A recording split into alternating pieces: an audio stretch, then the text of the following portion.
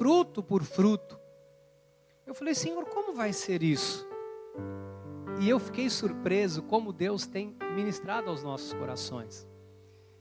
E eu confesso aos irmãos que quando me vinha na mente falar sobre benignidade e bondade, eu pensava assim, bom, eu vou ligar benignidade, bondade e fidelidade. E na minha mente o tópico central seria falar sobre a fidelidade de Deus. E quando eu comecei a estudar e o Senhor começou a falar ao meu coração, eu pedi perdão para Deus. Porque às vezes a gente acha que um assunto a gente conhece e já foi falado, e é uma coisa que todo mundo sabe, é simples de compreender. E eu entendi da parte de Deus que não. Então hoje nós vamos falar sobre benignidade e bondade. E eu tenho entendido, eu tenho compreendido que cada fruto, ele tem uma característica em comum. E cada fruto, na verdade, é um sistema de proteção e de bênção. Você sabe que o fruto do Espírito é algo que está em nós, que depende de mim, depende da minha ação, depende da minha atitude, depende do meu comportamento. Uma das coisas mais difíceis, né, e que mais limita o ser humano, às vezes você pensa assim, se eu te perguntasse, qual é a sua maior limitação hoje? Talvez a maioria me diria assim, bispo, a minha maior limitação, talvez alguns diriam, né, é financeira. Sabe o que me limita muito, que me impede aí muito de fazer muitas coisas na vida, é a questão financeira. Eu quero te dizer que isso não é verdade. A nossa maior limitação, a nossa maior dificuldade na vida, é a questão da mudança. Mudança de comportamento, mudança de hábitos, mudança de atitude. Por que isso é difícil? Porque é muito difícil para um homem, para uma mulher, reconhecer que está errado. Isso é muito difícil.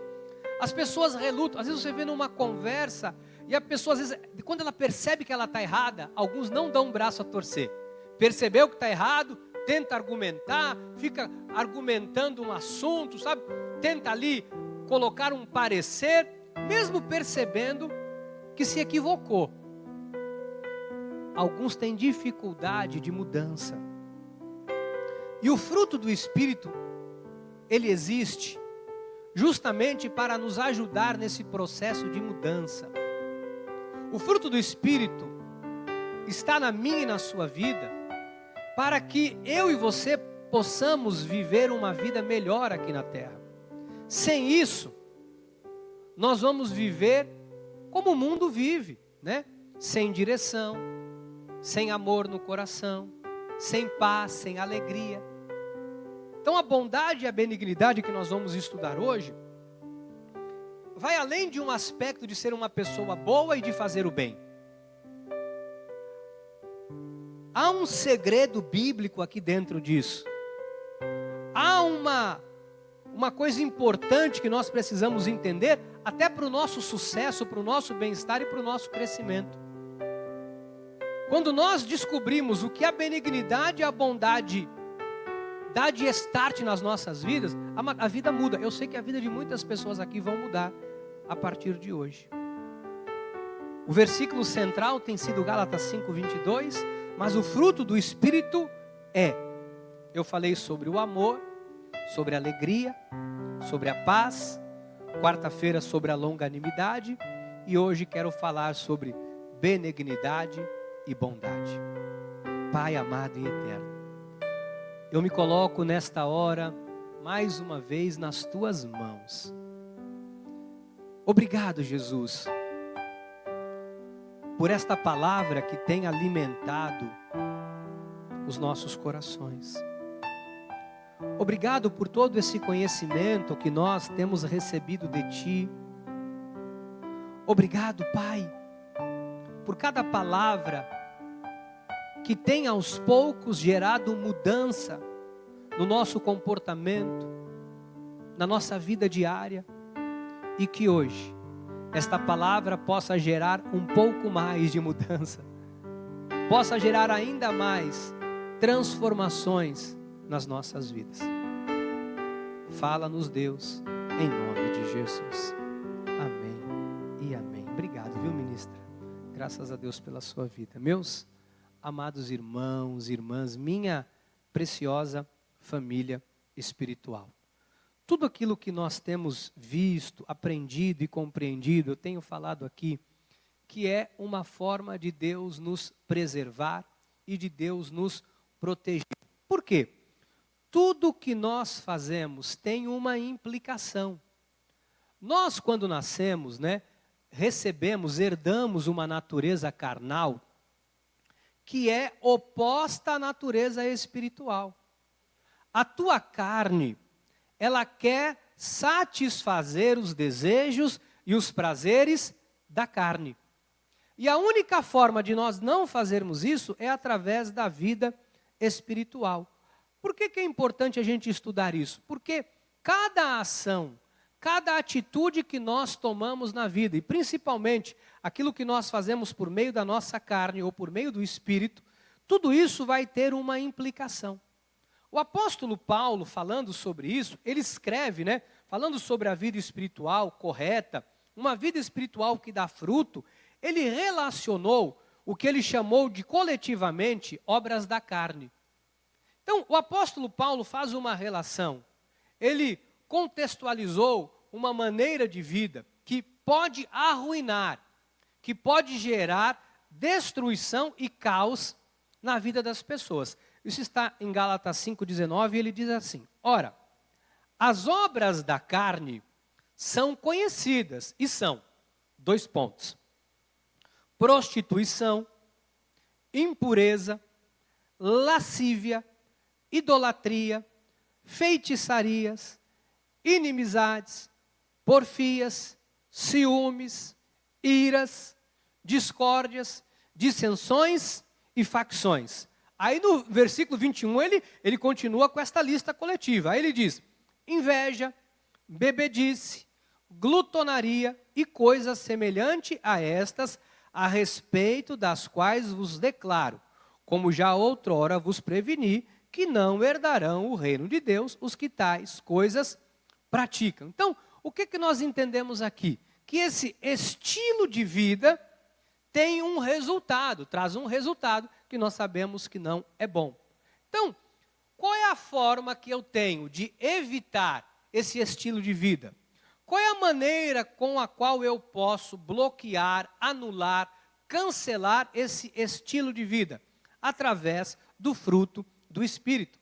Como que eu posso manifestar, por exemplo, amor, paz, longanimidade, benignidade, bondade, fidelidade, mansidão e domínio próprio? Isso só é possível através do fruto do Espírito. Então, na verdade, queria que você entendesse isso aqui, é importante. O fruto do Espírito é uma proteção de Deus para que você não arruine a sua própria vida. O fruto do Espírito, na verdade, é uma blindagem de Deus para que você não dê um curso ou um caminho equivocado à sua vida, para que você não traga ruína e caos sobre a sua vida, sobre a sua casa, sobre o seu trabalho, sobre a sua família, sobre a vida dos seus filhos, ok? Então, eu preciso compreender o aspecto desta blindagem, como que Deus atua, como Deus faz, como Deus age através da benignidade e da bondade. Porque a benignidade e a bondade são características de Deus.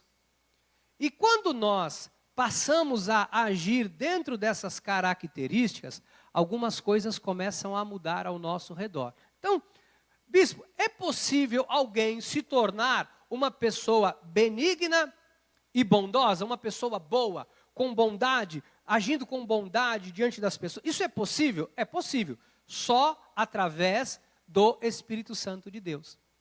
Porque fora disso, a benignidade e a bondade, ela vai ter um preceito de interesse. É muito comum, como assim um preceito de interesse? É muito comum nós fazermos o bem para quem nos interessa. A coisa mais comum que existe é você fazer o bem para as pessoas com as quais você se relaciona. Você sabe que há uma comoção popular quando acontece um caos. Você percebe que o ser humano ele tem a tendência temporária de se tornar bom para as pessoas quando se instala um caos coletivo. Vou dar um exemplo. Quando acontece uma inundação, uma tragédia, pessoas perdem a casa, pessoas passam dificuldade, ficam desabrigadas, aí, mesmo aquela pessoa que não é voltada para uma vida de bondade ou de benignidade, a pessoa às vezes se autopromove, vai para a internet, posta que ela está mandando alguma coisa, tenta se promover às custas da desgraça alheia. Isso acontece muito. Outros não. Outros simplesmente são comovidos pelo caos, pela tragédia, pela dificuldade e, naquele momento, são tocados pela emoção, é uma coisa emocional, para que ele possa ou ela possa estender a mão para alguém. Então, isso não é um atributo do Espírito. Não é porque alguém, isoladamente, fez alguma coisa por um, ou fez alguma coisa por outro, que isso torna uma pessoa com benignidade e com bondade. Não. Se a nossa bondade, se a nossa benignidade se resume a fazer por alguém isoladamente, ou por alguém que nós nos comovemos com a história, esta bondade, esta benignidade não é um fruto do Espírito, é um desejo seu, é uma comoção pessoal, é algo que gerou na tua alma uma comoção, uma sensibilidade, e aí você agiu. Está dando para entender?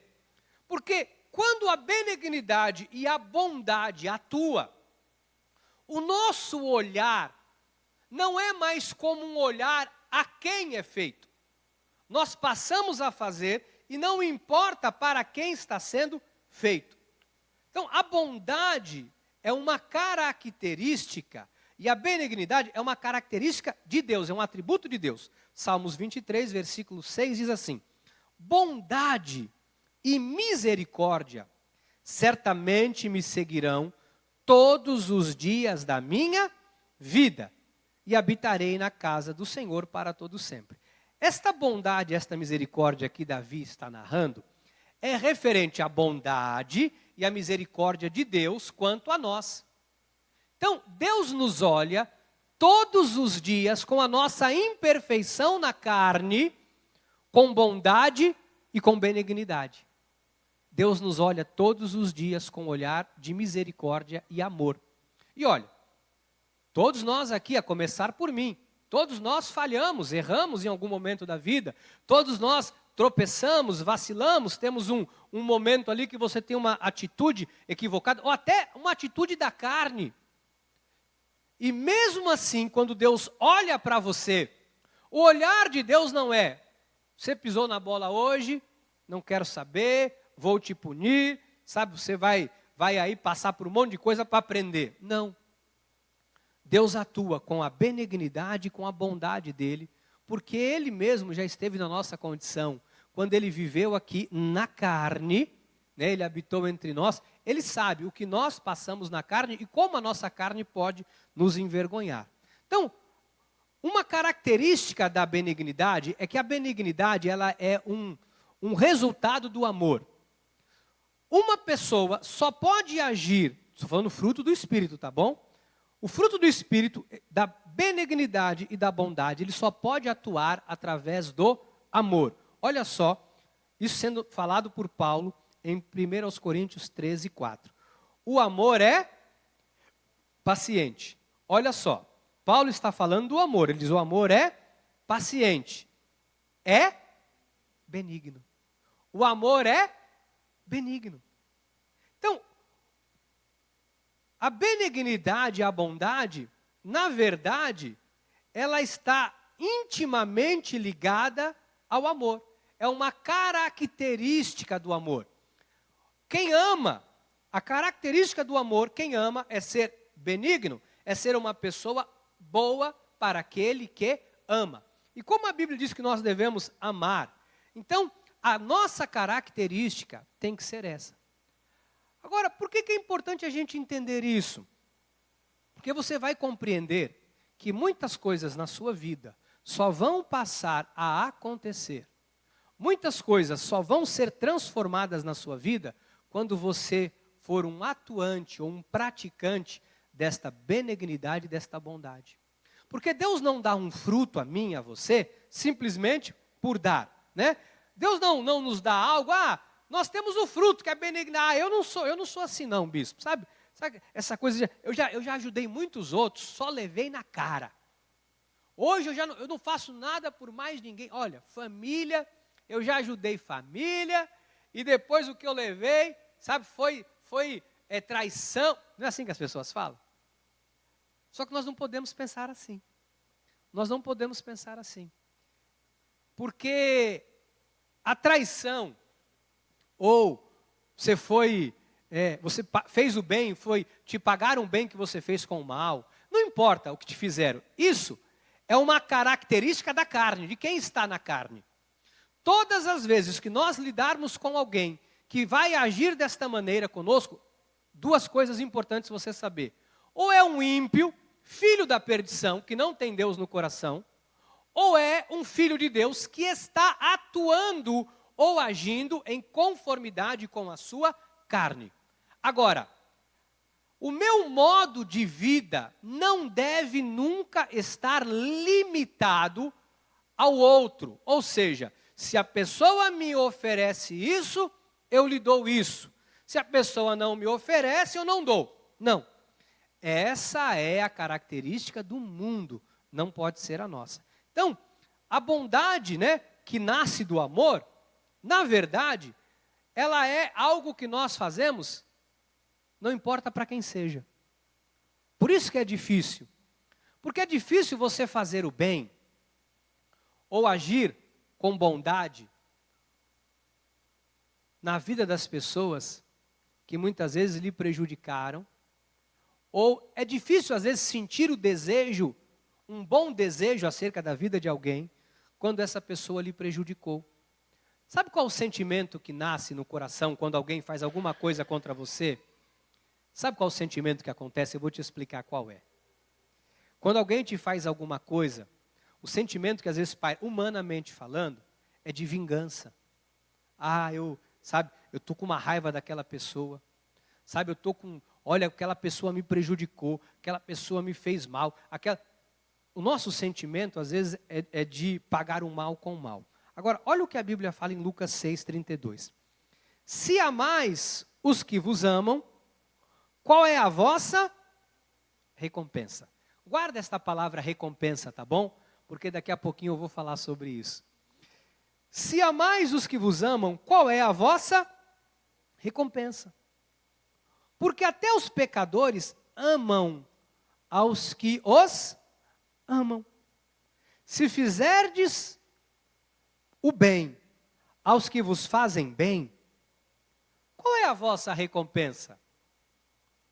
Até os pecadores fazem isso.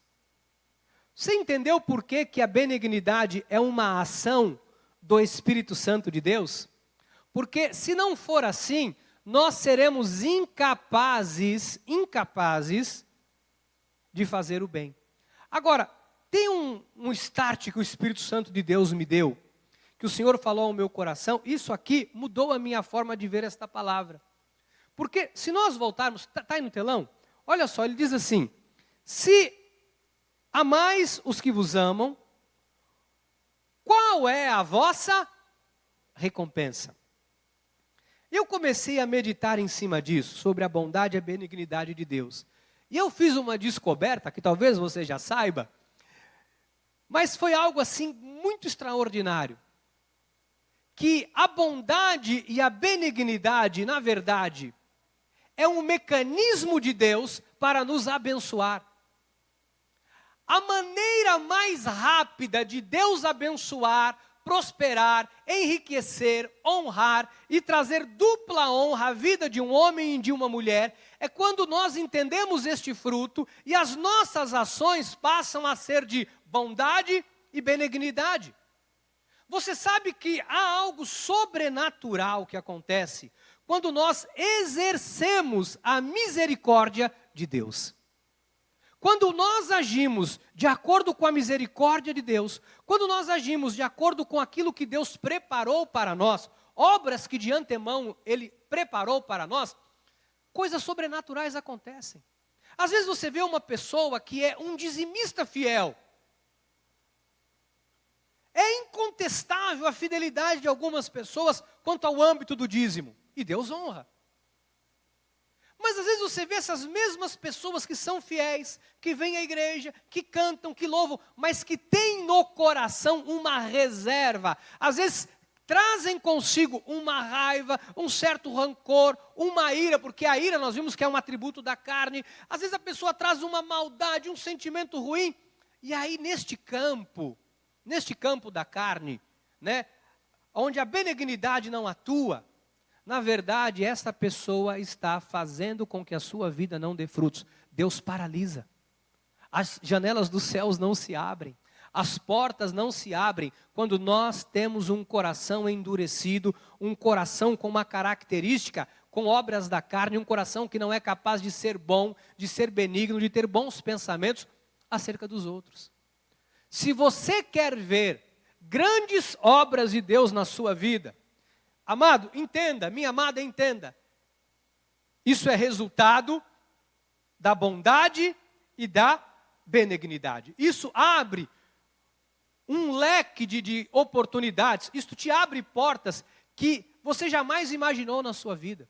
Se você pegar um aspecto bíblico, líderes ímpios, homens ímpios que guerrearam contra o povo de Deus em algum momento, que agiram com bondade, com benignidade, com alguns servos de Deus. Estes homens tiveram a bênção de Deus, sendo ímpios, tiveram a bênção de Deus decretada sobre suas vidas. Então isso aqui é importante da gente entender. Nós temos um chamado divino, há um propósito de Deus para as nossas vidas. Paulo fala isso em Efésios.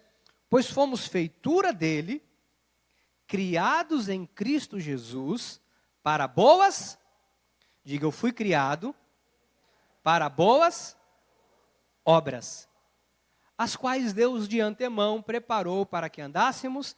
Estas boas obras incluem benignidade e bondade, esta característica de Deus, que é de nos apartarmos do mal. Olha só o salmista falando, aparta-te do mal. Pratica o que é bom, procura a paz, empenha por alcançá-la. Por que o salmista fala isso? Por que o salmista faz uma menção para nós nos apartarmos do mal? O mal que às vezes habita no coração.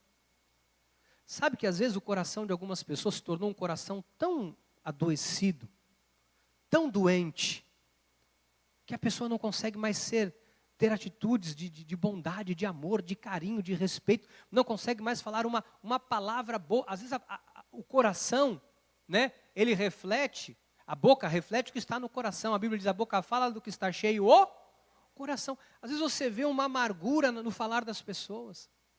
Às vezes você vê na voz das pessoas um ódio, uma raiva, uma discordância, um desejo de vingança, um desejo mau, um desejo ruim.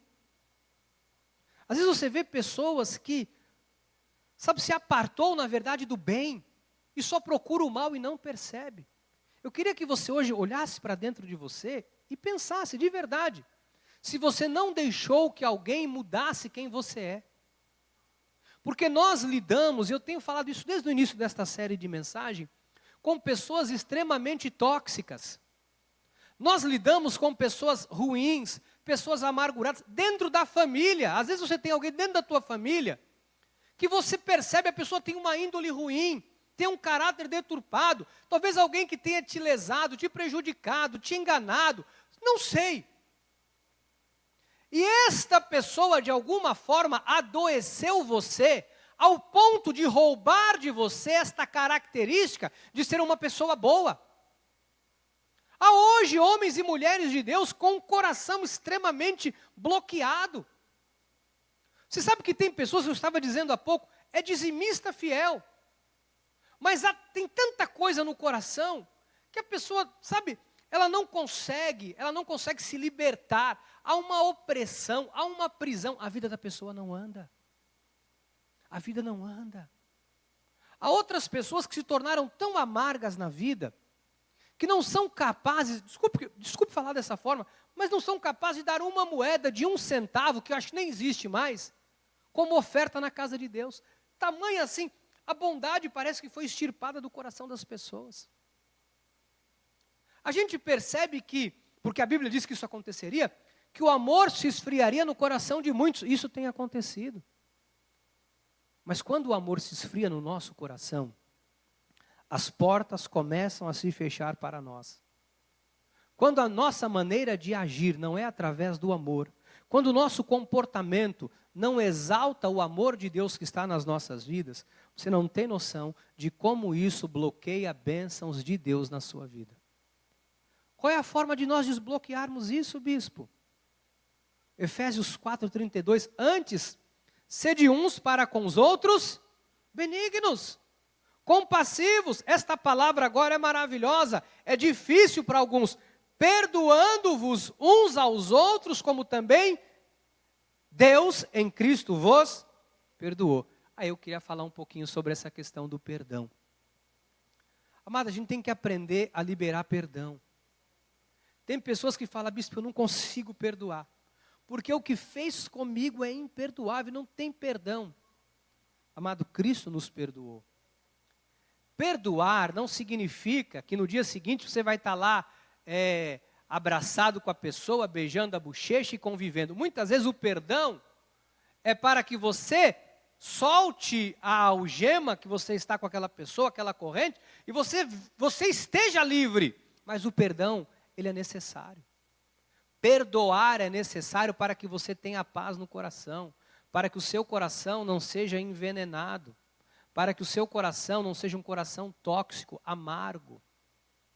Se você tem tido dificuldade de perdoar, é porque a bondade, a benignidade de Deus não está surtindo efeito na tua vida.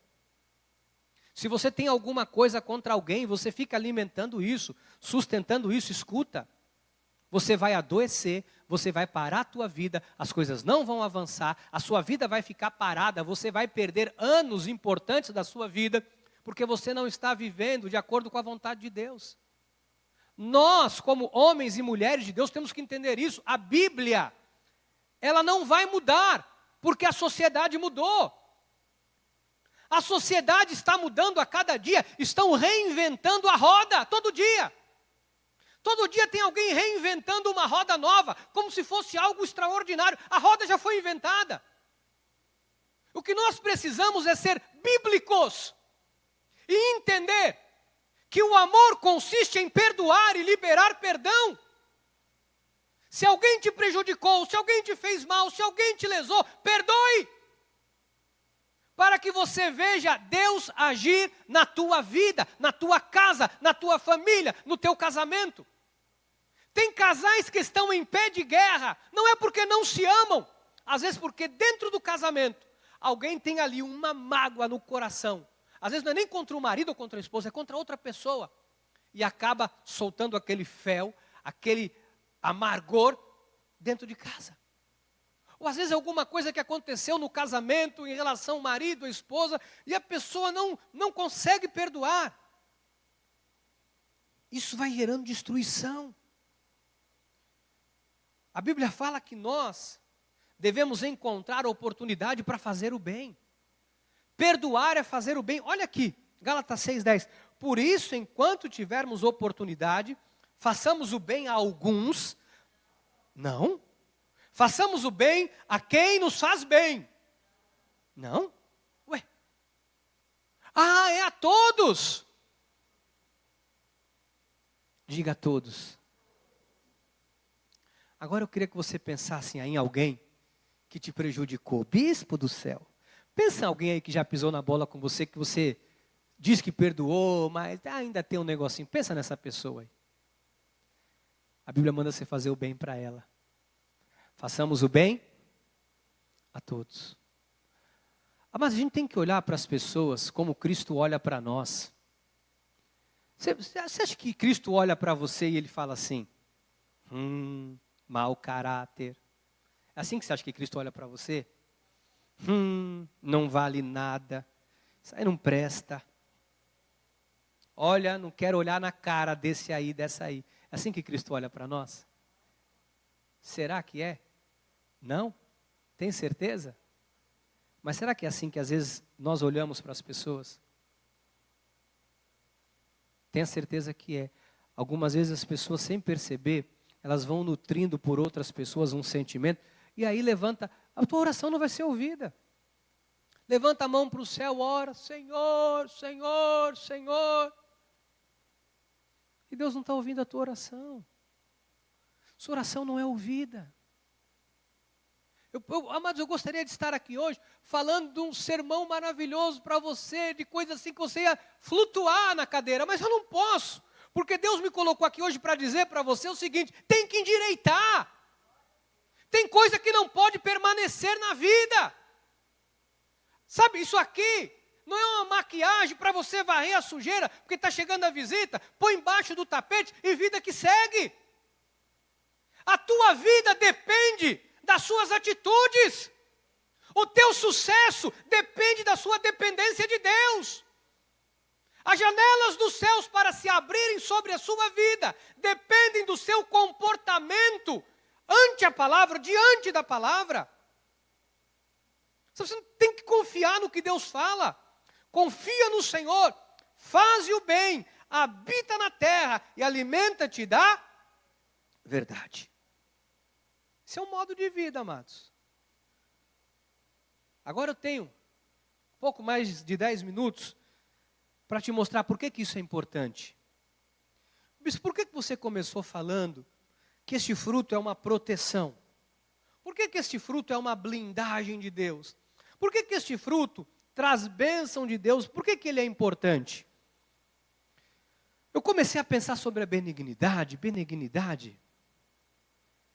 E aí eu comecei a ler a Bíblia, e Deus me deu uma palavra que eu amo, que é a palavra de Provérbios 11, 25, que diz assim: a alma generosa prosperará, e quem dá a beber será dessedentado. Se você olhar no original, benignidade e bondade está ligado à generosidade. Não há como ser benigno, como ser bom, sem a ação da generosidade. É impossível. A generosidade é a ação da benignidade. A bondade é a ação da benignidade. Então a generosidade, quando você se torna alguém generoso, isso gera prosperidade na sua vida. Quando Deus nos deu este fruto, foi na verdade para que a prosperidade fosse normal, comum e permanente nas nossas vidas. Mas aí a nossa carne, por conta de problemas que nós tivemos com pessoas e etc., aquilo foi roubando essa característica do nosso coração, ao ponto de muitas pessoas hoje estarem impedidas de prosperar, não porque Deus não quer, mas por conta das ações que essas pessoas têm no seu dia a dia.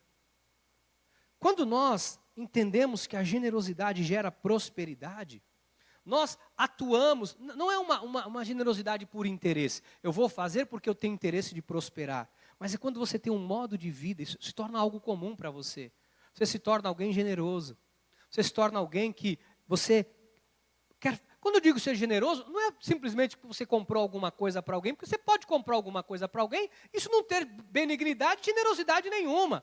Pode ser por qualquer tipo de interesse. A Bíblia fala, né? Ainda que eu dê o meu corpo para ser,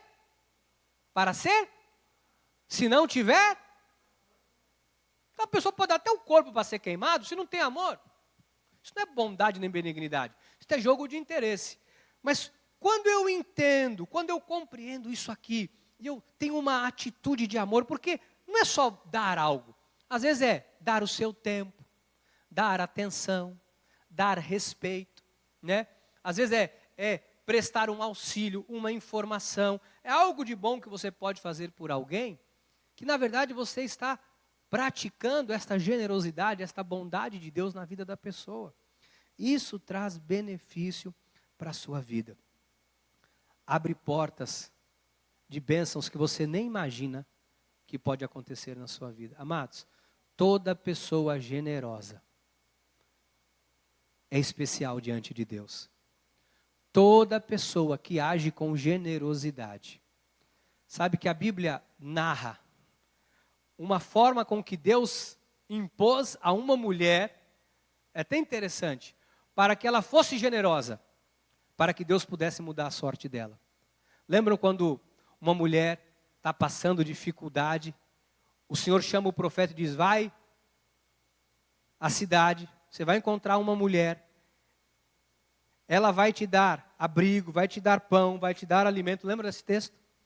E lá você vai comer. Tá? Quando ele chega lá, a mulher diz, eu não tenho nem para mim. Eu tenho aqui um bocado de farinha, eu vou comer e vou morrer. O profeta diz, não faz isso não.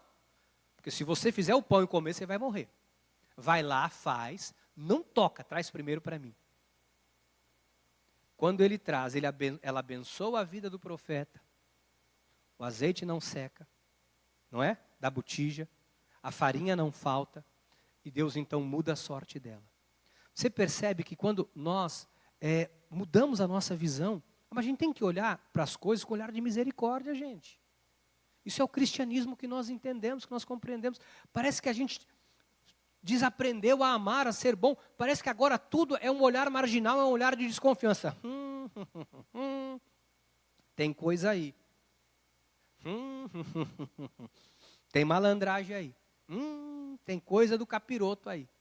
Mas se tiver coisa do capiroto, se tiver malandragem, a pessoa vai prestar conta para Deus, porque Deus não está olhando a pessoa, está olhando o teu coração.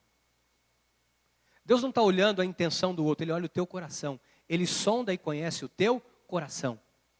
Ele é quem retribui o bem que nós fazemos. É Ele que dá o pago, aquilo que eu e você fazemos. A Bíblia diz que às vezes sem a gente perceber, nós estamos hospedando anjos. Às vezes quando você estende a mão, faz alguma coisa, sem você perceber, Deus está colocando alguém no teu caminho para te abençoar. Deus colocou o profeta na vida daquela viúva para abençoar o profeta? Foi? Foi? Não. Não. Foi para abençoar a viúva. Porque o azeite e a farinha não secou da botija dela. Às vezes Deus coloca alguém no teu caminho para você fazer alguma coisa, não é por causa da pessoa não, é por tua conta. Às vezes Deus põe pessoas no nosso caminho, eu digo isso em todas as esferas, que não é para você fazer não é para a pessoa não. Desculpa o que eu vou falar, não fica assustado não. De repente Deus não está nem aí com aquela pessoa. O negócio dele é com você, que serve a Ele. Às vezes Deus quer mostrar para você o que Ele tem para a sua vida. Ele quer se provar para você, Ele quer derramar algo sobrenatural sobre a sua vida. Às vezes você tem algo que Deus fez chegar nas suas mãos, e a Bíblia diz, aquele que retém mais do que é justo, é perda, vai perder. Olha o que diz Provérbios 22, 9. O generoso será, porque dá do seu pão ao pobre. Digo, generoso é abençoado. Amado, isso é um esforço que nós temos que fazer todos os dias para entender que nós não podemos nos moldar ao mundo. Eu queria caminhar para esses minutinhos finais dizendo isso para você. O mundo está moldando a vida das pessoas. O mundo está moldando a forma que o povo de Deus tem que agir. Você sabe que eu tenho percebido que algumas pessoas estão indo na contramão da palavra. Parece que a palavra de Deus parou de surtir efeito. Parece que um culto, uma reunião de oração, ela eu não sei se eu vou hoje não. Como se uma reunião de oração não fosse o ápice de uma reunião. É a oportunidade que você tem de estar diante de Deus, falando diretamente com Deus, uma reunião de oração. Às vezes as pessoas pensam que Este evangelho de estender a mão, de amar, sabe, de amar a obra de Deus, de amar a igreja, de ter amor pelas pessoas, de ter compreensão, de perdoar, isto é uma coisa ultrapassada, não é? Porque Ele é o mesmo ontem, hoje o será para sempre. Não deixe que o mundo torne você uma pessoa egoísta. Não permita que o mundo coloque no teu coração apenas o desejo de fazer para quem você tem interesse. Para estender a mão, ou auxiliar, ou ajudar a quem você tem interesse de fazer. A Bíblia diz, que diferença tem? Que recompensa vai ter se você só amar quem te ama? Que recompensa tem você fazer o bem só para quem te faz bem? Em Provérbios 22:4 diz, o galardão da humildade e o temor do Senhor são riquezas, honra e vida. O que é o galardão da humildade? É ter este coração generoso. É ter este coração benigno. Isto é riqueza e honra para a sua vida. Eu queria que você hoje, ao sair daqui, nós vamos orar daqui a pouco, que você refletisse na sua vida. Que rumo você tem dado para a tua vida? Né? Por que às vezes a gente permite que aquilo que é do mundo se instale no nosso coração? Nós, como filhos de Deus, não podemos fazer vistas grossas para aquilo que está ao nosso lado, ignorar algumas coisas, fingir que nada está acontecendo. Amado, ainda que a tua carne não queira fazer, você tem que fazer, porque você tem um chamado. Ainda que a tua carne te diga que a pessoa não merece, não é a tua carne que dita o que você tem que fazer. Ah, você acha que a minha carne nunca me disse isso? Ah, não faz não. Um monte de vezes. Bispo, minha carne muitas vezes inflamada por circunstâncias, diz, finge que não está vendo. E eu digo à minha carne, não. Eu não sou guiado pela carne. Eu sou guiado pelo Espírito. Eu sou guiado por Deus, eu sou dirigido por Deus. Aí eu subjugo a minha carne, ainda que ela não queira. É aí que eu faço. Para mostrar para a minha carne que não é ela que dirige a minha vida. Se a tua carne está dirigindo a tua vida, você está sendo envergonhado, humilhado todo dia e não percebe. Se a tua carne está dirigindo a tua vida, a tua carne está impedindo você de prosperar. Amados, toda generosidade traz prosperidade. Eu conviver com a pessoa mais generosa que eu conheci na minha vida. Com todo o carinho, todo o respeito, eu conheço muita gente generosa. Mas eu nunca conheci uma pessoa mais generosa que a minha mãe. Porque generosidade, quando você tem, é fácil, né? Ou não, né? Porque tem gente que tem, é difícil de fazer alguma coisa pelo outro. Mas minha mãe, nós vivemos uma vida muito precária, muito miserável. Minha mãe era empregada doméstica durante o dia, fazia faxina em casa o dia inteiro. Às vezes chegava às 7 horas da noite. Minha mãe chegava dentro de casa, entrava, tirava a roupinha dela. Minha mãe gostava de usar um saiote, não sei se hoje ainda usa, né? Tirava o saiotezinho dela, a saia dela, ia lá, trocava de roupa, e ela ia trabalhar de noite numa lanchonete, ela era copeira. Então, durante o dia, minha mãe fazia faxina o dia todo. Chegava em casa, trocava de roupa, e ela ia lavar copo, copeira.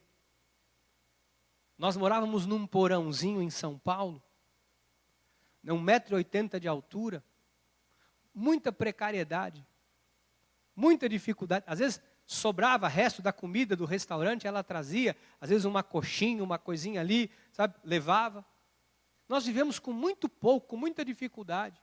O dia que ela não trabalhava na lanchonete, que ela estava em casa, minha mãe chegava em casa, às vezes pegava ali um chuchu, cortava um chuchu, um pedaço de bife, carne de segunda, de terceira, batia, ela tinha nem sei se existe isso, mas não deve existir, ela tinha um martelo de alumínio com um cabo de madeira, e ela dava na carne, ela espancava uma meia hora a carne, desse tamaninho, virava um bife assim.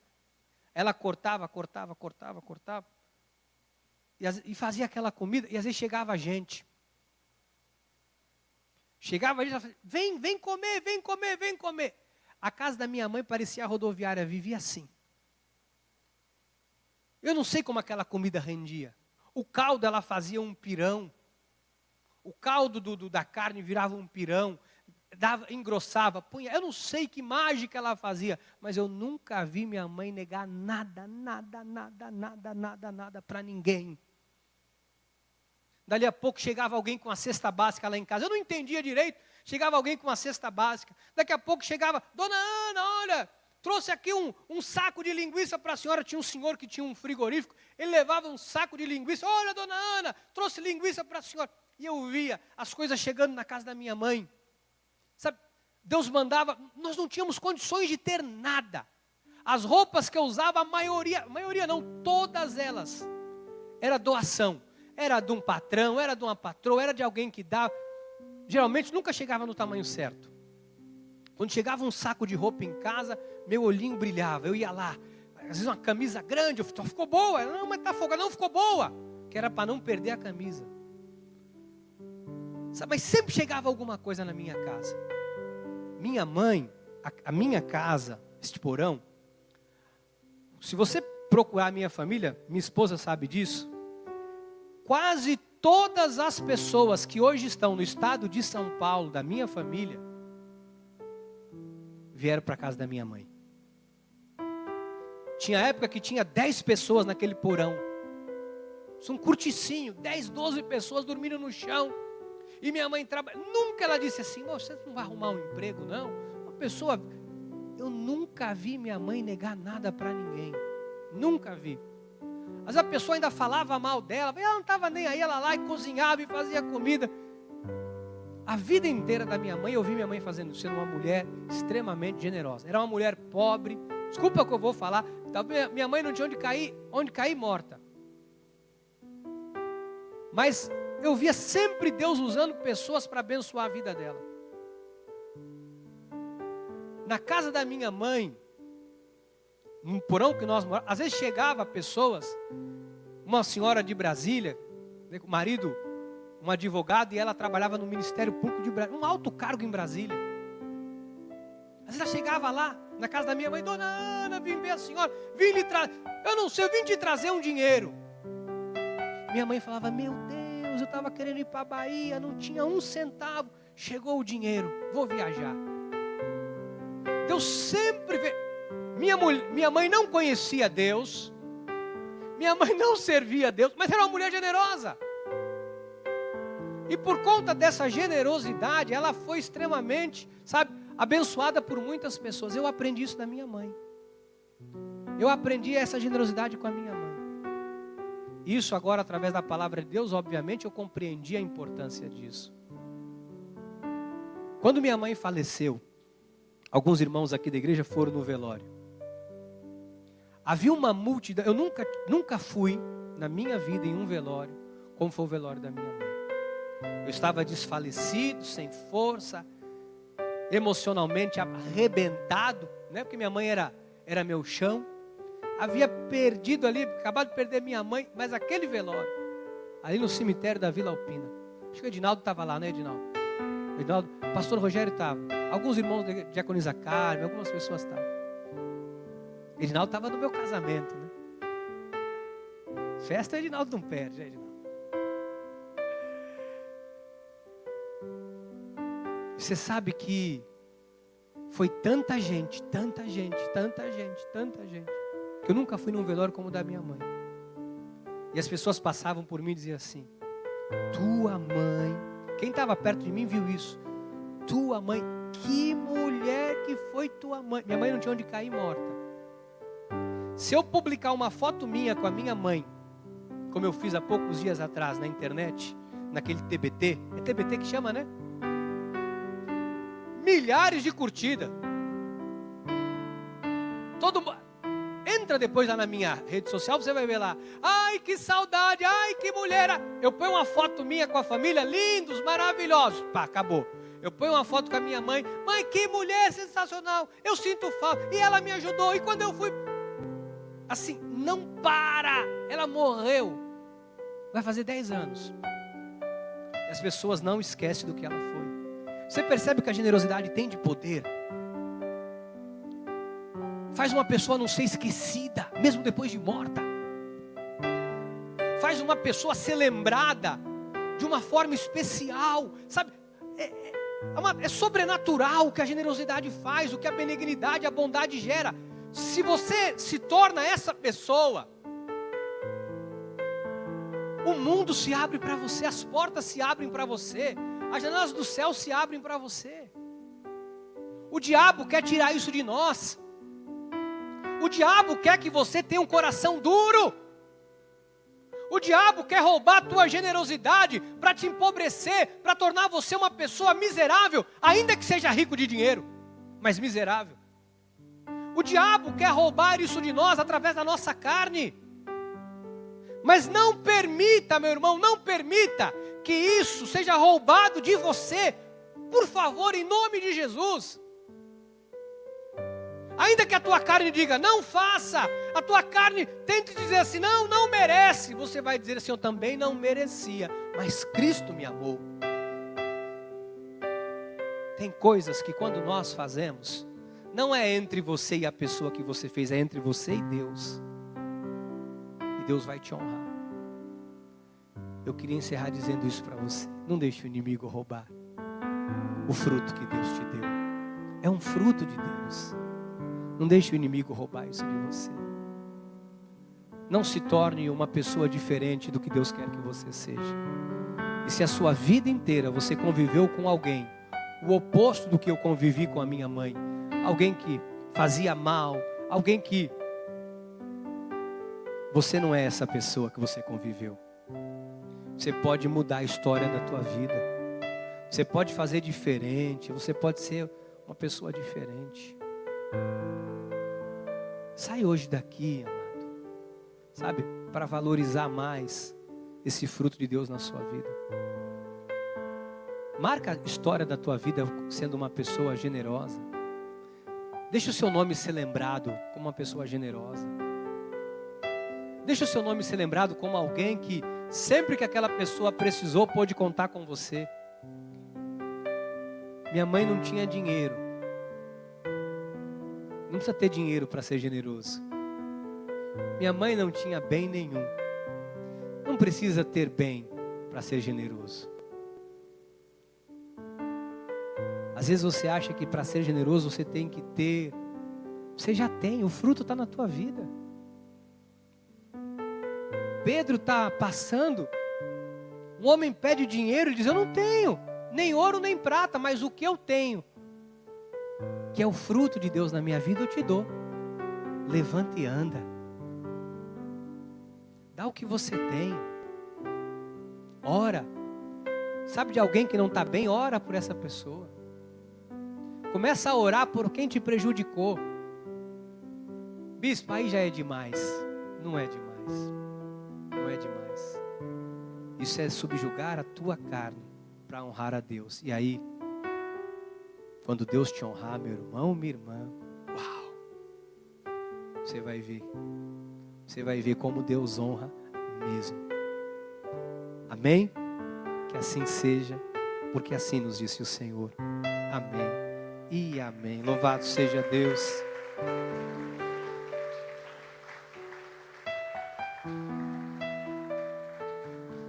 Vamos praticar o amor, amém? Nós vamos agora orar ao Senhor. Enquanto nós oramos, nós vamos organizar aqui o momento da ceia. Hoje é o primeiro domingo do mês de agosto, dia de celebrarmos a ceia do Senhor. Bispo, quem pode participar da ceia? Toda pessoa acima de 13, 14 anos, que já reconheceu Jesus como Senhor e Salvador da sua vida, pode. Se você já entregou a sua vida para Jesus, não deixe de participar. Se você ainda não fez, faça isso hoje. Tome essa decisão, entregue a sua vida para Jesus.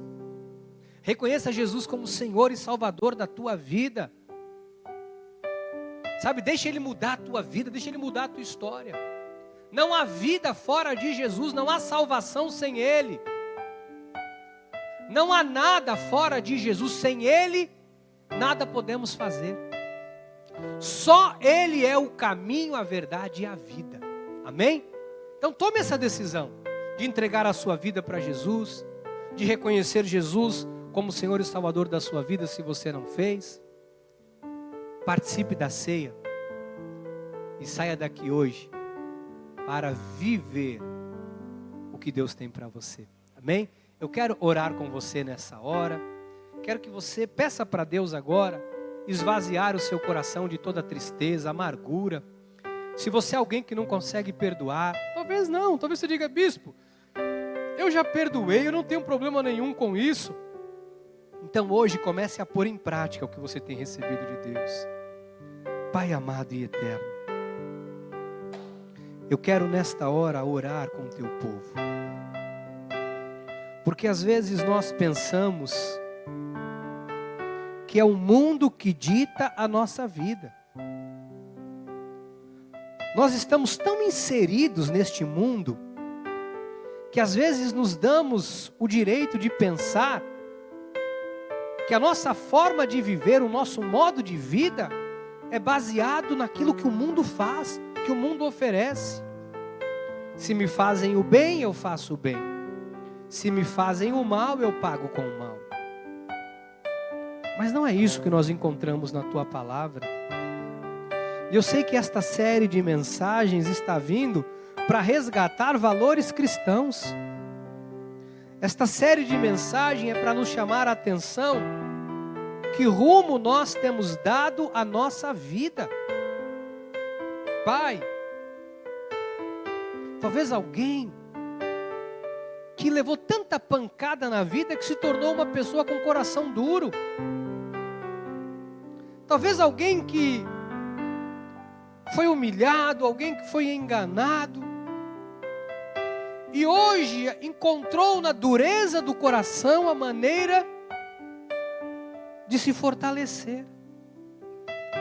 Mas na verdade isto é uma mentira do inimigo para roubar este fruto que está na vida deste teu filho, desta tua filha. Senhor, não queremos viver desta maneira. Que a generosidade seja uma característica de cada um de nós. Que a igreja Cristo Vive, cada membro desta igreja, seja reconhecido pelo amor. Que possamos exercer esta benignidade com a tua obra, com os nossos irmãos, com os da família da fé e também com aqueles que nós não conhecemos, ou até mesmo, Pai, com aqueles que em algum momento nos prejudicaram. Que o teu povo tenha hoje a capacidade de liberar perdão. Eu oro por essa pessoa que há anos luta, que há anos sofre, que há anos vive amargurada porque não consegue perdoar. Talvez alguém até que já tenha dito: eu já perdoei, mas no fundo sabe que não perdoou. Que isso agora, Deus, dê lugar verdadeiramente ao perdão. Que o coração do teu povo agora, Pai, seja inundado pelo teu amor. Nós vamos agora ceiar, a ceia, que é um memorial, uma recordação do teu amor e do teu sacrifício por nós naquela cruz. Senhor, ao ponto hoje de algumas igrejas abolirem a ceia. A ceia demonstra o ato de bondade, de benignidade do Senhor para com as nossas vidas. A ceia nos faz lembrar do teu amor e da tua promessa. O mundo tem entrado, Pai, na mente do seu povo. O mundo tem influenciado famílias a se desviarem da fé. O mundo tem gerado soberba, ganância, coração endurecido. Mas nós não vamos viver conforme o mundo. Nós vamos viver conforme a tua palavra. Nos ajuda, Pai. Nos ajuda a vivermos em conformidade com o teu Espírito, em nome de Jesus. Amém e amém. Louvado seja Deus. Aleluia. Nós vamos passar o